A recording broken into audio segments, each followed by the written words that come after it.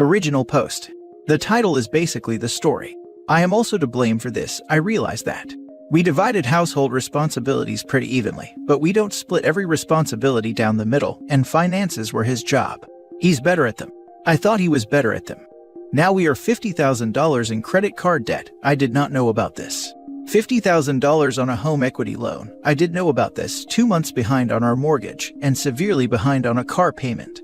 I quit my job when we decided to have my middle child 3 years ago. Then we had our youngest a year ago. I thought we were fine. We should have been fine. I don't understand what the hell happened, or why he waited so long to tell me. I trusted him completely. I would never have believed this. I love him so much. By all accounts, we had an ideal marriage. Or we did. I thought we did. I have no idea how we ever come back from this. It will take years to pay this off. I am in school full-time, but will need to drop out because we can obviously no longer afford childcare while I'm in class. That just sets us back even more because my earning potential is lower. The most messed up part is that my dad did this exact same thing to my mom. It was awful to live through as a teenager.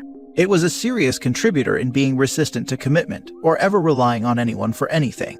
My husband obviously knew about this. It was my #1 reservation when I was quitting my job. I can't believe I was so stupid. This is my worst fear coming true, and I have no idea what to do. Edit.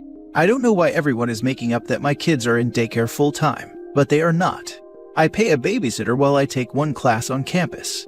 Our oldest is in public school and our younger 2 in home with me. I am going to community college, and 75% of my classes are online, the rest are at night. There is no daycare bill.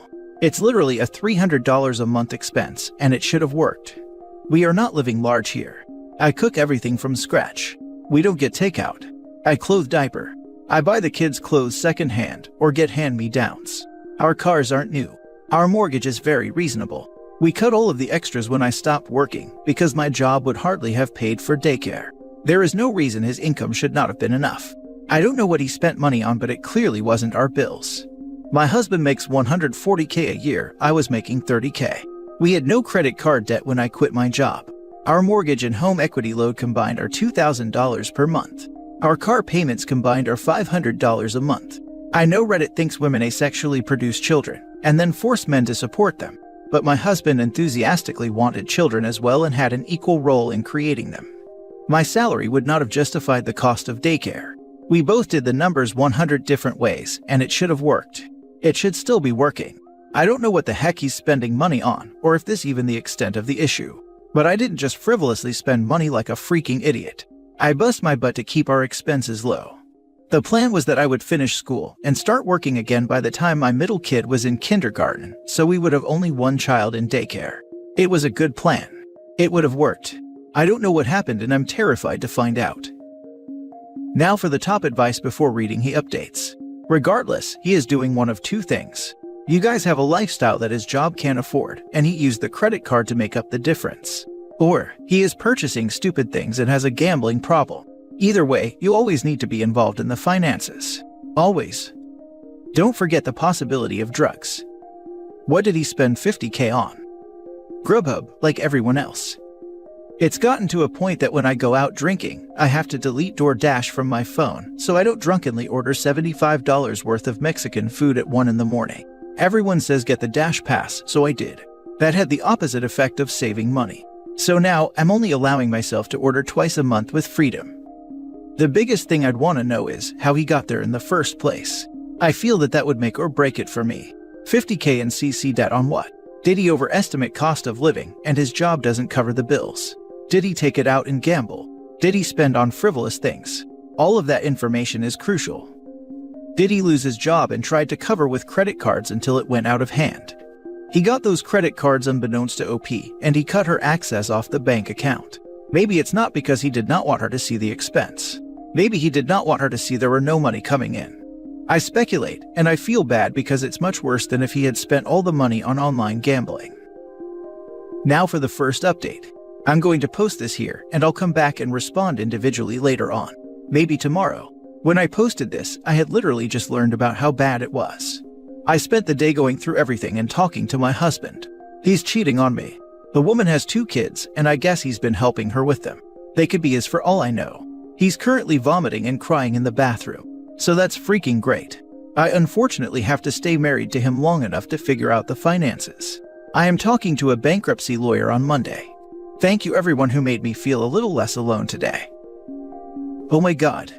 This is so awful. I am so sorry all of this is happening. I strongly urge you to consult a divorce attorney before the bankruptcy attorney. A divorce attorney will be able to tell you how to best proceed on the bankruptcy. You may even be able to negotiate that all the debt is in the divorce, and you won't have to actually file bankruptcy. Commenting for visibility as well. OP, you might be able to save yourself and save your children a fraction of the pain you went through due to credit card debt. I'm so sorry you're dealing with this. Please speak to a divorce attorney Monday as well. Someone who practices in your county and does nothing other than divorce-related issues. It's important that before you make any financial decisions about bankruptcy, that you have legal advice about what would and wouldn't be impacted by divorce. Please cover your butt and see what's possible before dealing with his mess as a team. Also, don't be above using his guilt against him to try to get him to agree to separation of responsibility of this debt if you need to in order to rebuild your life. He made financial choices that shouldn't be falling on the both of you, and if he cares about you at all, he owes you an out from this debt. Now for the second update. 47 days ago, I posted about finding out my husband has been lying about our finances, and that we are financially screwed. That was just the tip of the iceberg as it turns out. After I spoke to him trying to figure out how this was possible, he admitted to having a second family. He's been cheating on me and has 2 kids with this lady. The best part? She's his second cousin and they've been in love since high school. What even is my life? The debt is worse than I initially thought. It's $100,000 in credit card debt, and there could be more. Who knows at this point? I guess his cousin had a good job, but lost it over COVID, and that's when he started trying to pay bills for both households. I've hired a divorce lawyer who is going through everything so I can figure out a path forward. He's staying with his mistress cousin and his children. Are they also his cousins? And I guess finally living his dream. We've agreed it's best that our children don't stay there right now. All of the kids are having trouble adjusting, but our oldest is 8, so he has some understanding of what is going on. It's just gutting me. Luckily, we have a load of equity in our house, as we bought it cheap and did a lot of the labor of fixing it up ourselves. It's going to hurt me to no end to sell this house, but it should be enough to let us pay off most of what we need to pay off and go our separate ways. I started bartending again, which isn't exactly glamorous. It should get me and the kids through the next 2 years while I finish school. My ex-husband has so far said he would prefer the kids live with me, and he will pay me child support. I guess we'll see how that goes.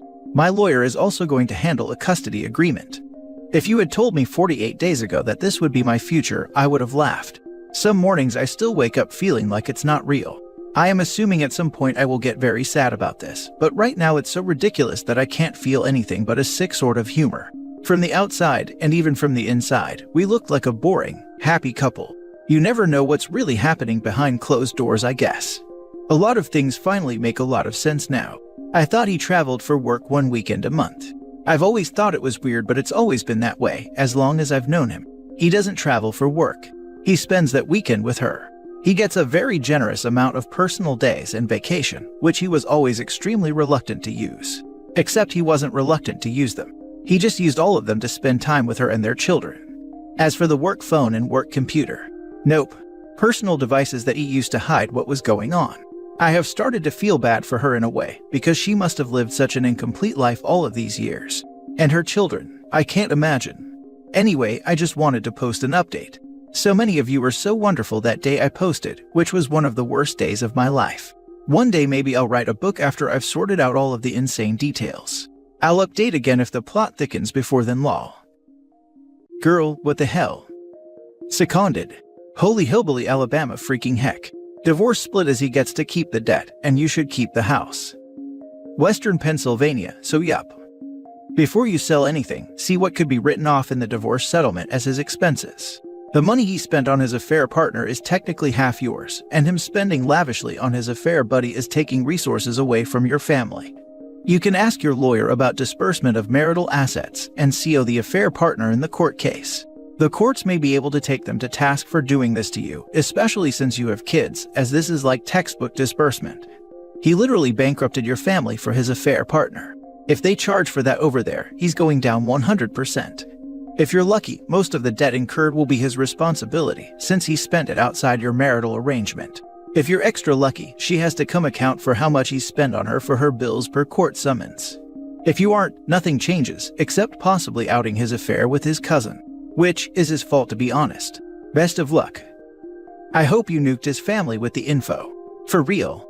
And I hope you use a co-parenting app and keep the rest of the communication through your lawyer. And I really hope you put him to all mutual friends and acquaintances. Additionally, I hope you make sure to recoup any and all money he spent on this second family during your marriage through the divorce. And I sure hope you've filed for child support before she does. I'm sure you have a lawyer who is directing you on all this, but I can't help but have second-hand rage on your behalf. I'm so sorry this has happened to you and your kids. As for your piece of crap incestuous husband and his pos cousin, I hope they both get a lifelong case of shingles and ED.